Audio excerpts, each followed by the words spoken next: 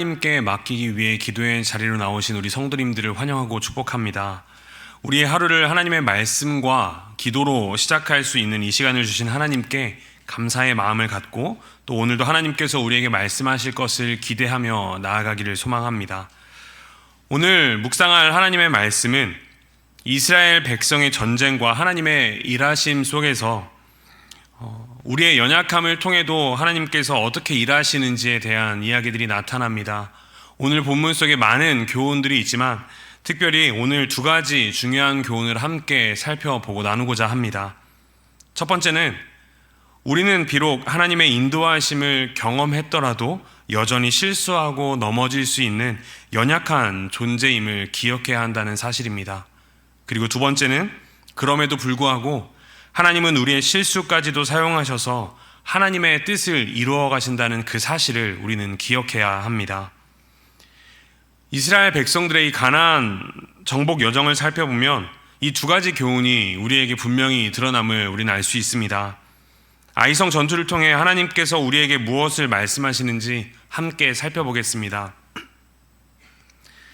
아이성 전투는 이스라엘 역사 속에서 아주 중요한 전환점 역할을 합니다. 1차 아이성 전투, 우리가 어제 살펴봤던 1차 아이성 전투에서는 이스라엘 백성이 패배를 경험했습니다. 이는 한 사람이 탐욕으로 인해서 하나님의 말씀에 불순종한 결과였습니다. 이 아간의 죄로 인해 이스라엘은 하나님의 축복을 경험하지 못했었습니다. 그러나 하나님께서는 그 죄를 제거하시고 다시 한번 이스라엘을 통해 승리를 이루셨습니다. 그리고 오늘 본문에 등장하는 2차 아이성 전투에서 하나님은 세부적인 명령을 통해 이스라엘 백성들을 인도하십니다. 매복을 명령하시고 전리품을 어떻게 처리해야 되는지 알려주시고 또 전쟁의 모든 과정을 친히 지휘하셨습니다. 여호수아와 이스라엘 백성들은 하나님의 명령에 철저히 순종하는 모습으로 반응합니다. 매복 작전을 하나님께서 말씀하신 대로 수행하였고 하나님의 지시에 따라 전쟁을 치렀고 전리품을 하나님이 말씀하신 대로 취하는 모습을 보이고 있습니다. 그 결과 완전한 승리를 이스라엘 백성들은 얻게 됩니다. 이 전쟁에서 우리가 얻을 수 있는 중요한 교훈은 순종입니다. 이스라엘은 하나님의 말씀을 철저히 따를 때 승리할 수 있었습니다. 우리가 하나님께 순종할 때 우리의 삶도 하나님께서 인도하심을 우리는 경험하게 될 줄 믿습니다. 아이성 전투 이후 여호수아는 이 신명기에서 하나님께서 명령하신 대로 에발산에서 제단을 쌓고 율법을 낭독했습니다. 이렇게 율법을 낭독한 것은 단순한 예식이 아니었습니다. 이스라엘 백성이 하나님의 언약 안에 속해 있는 언약 백성임을 다시 한번 확인하고 또한 하나님의 말씀을 따라 살아가겠다는 다짐을 하는 시간이었습니다. 신명기 27장에서 이 모세는 이스라엘이 요단강을 건넌 후 그리심산에서 축복을, 에발산에서 저주를 선포하라고 명령했습니다. 이것은 하나님의 말씀에 순종하는 자에게는 축복이 있을 것이고 하나님의 말씀에 불순종하는 자에게는 저주가 따를 것이라는 이 경고의 의미였습니다. 이러한 모세를 통한 하나님의 명령에 따라 여호수아는 이스라엘 백성들에게 에발산에서 율법을 낭독한 것입니다.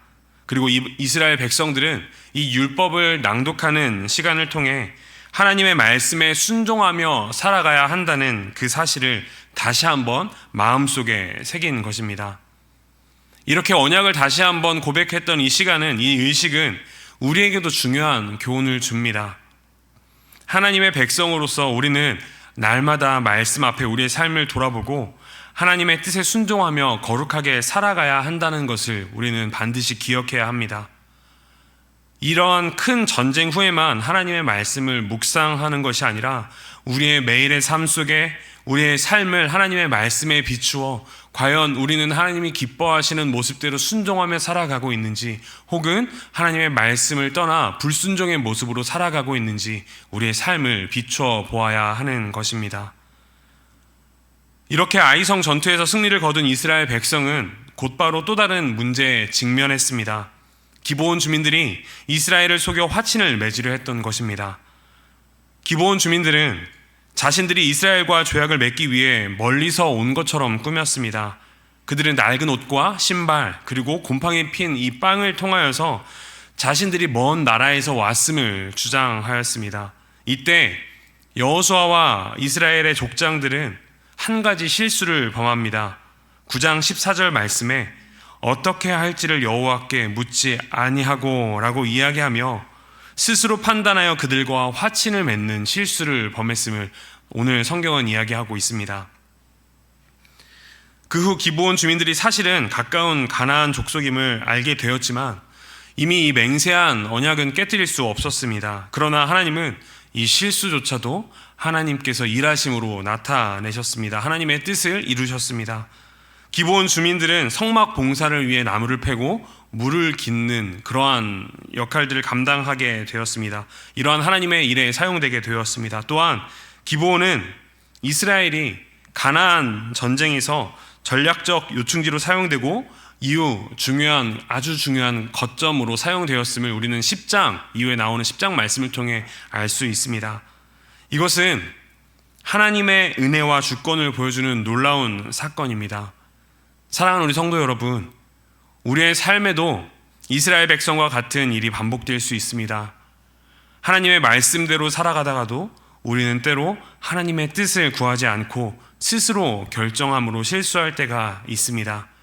그러나 하나님은 우리의 연약함과 실수조차도 사용하셔서 하나님의 뜻을 이루어 가신다는 사실을 반드시 기억하시기를 소망합니다. 이 말씀은 우리의 교만을 경계하게 하고 또 겸손히 하나님을 의지하도록 이끌어 갑니다. 우리는 연약한 존재임을 인정할 때 비로소 하나님의 은혜를 온전히 누릴 수 있습니다. 혹시 하나님의 은혜를 누리기 위해 우리는 완벽해야 한다는 부담감에 눌려서 자유함을 잃고 계시는 우리 성도님들이 계십니까? 하나님은 우리의 연약함까지도 아시고 그 연약함 속에서 하나님의 능력을 이루어 가시는 분이심을 믿기를 소망합니다. 우리의 실수 속에서도 일하시는 하나님을 신뢰하며 늘 하나님께 질문하고 하나님의 뜻을 묻는 삶을 살아갑시다. 날마다 말씀과 기도로 우리의 삶을 점검하며 하나님의 말씀에 순종하는 하나님의 백성이 바로 우리가 되기를 간절히 소망합니다. 간절히 바라기는 오늘 이 아침 우리의 삶을 하나님께 온전히 맡기며 실수와 연약함 속에서도 하나님의 일하심을 기대하며 살아가는 우리 모두가 되기를 주님의 이름으로 간절히 소망합니다. 함께 기도하시겠습니다.